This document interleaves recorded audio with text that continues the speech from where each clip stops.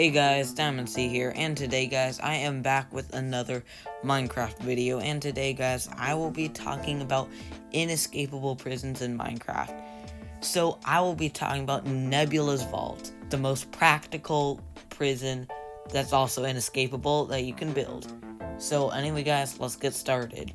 So, all this talk about prisons started a few months back when, in a server called the Dream SMP, which it's basically scripted, lots of wars, has lots of famous YouTubers and Twitch streamers in it.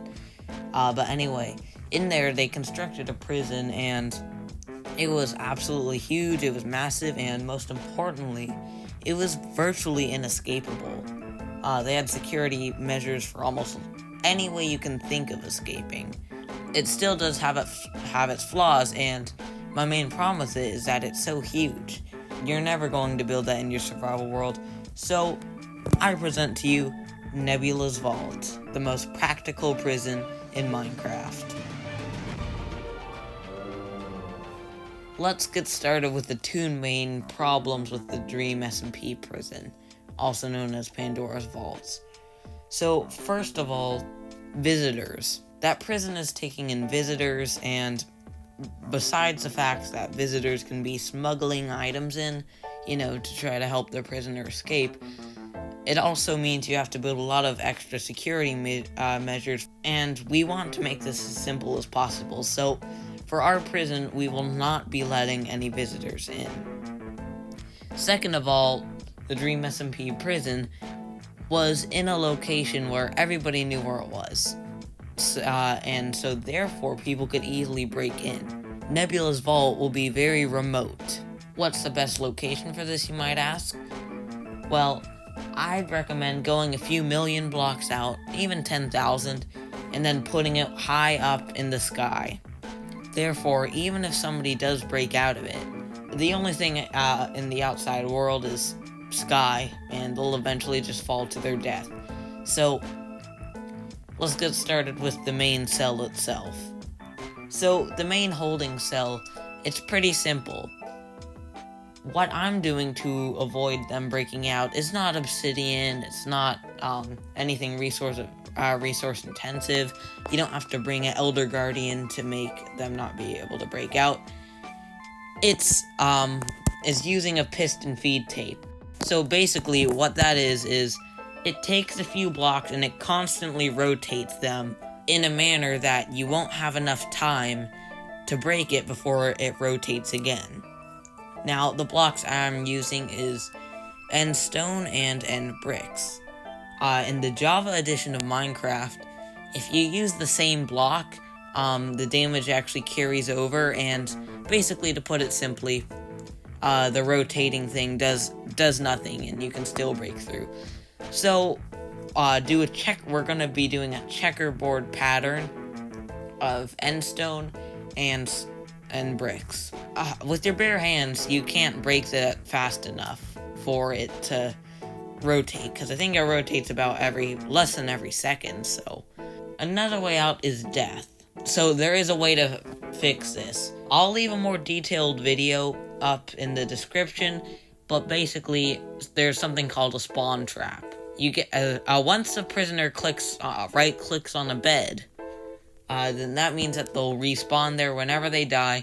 And if you position it correctly, you can make it so whenever they die, they just come right back to the prison, and they can't break the bed. Because if they break the bed, they'll just come back to spawn.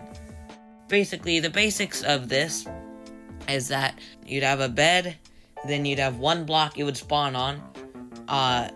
A pressure plate would detect when the player spawns, then a piston would push you back into the chamber or the cell.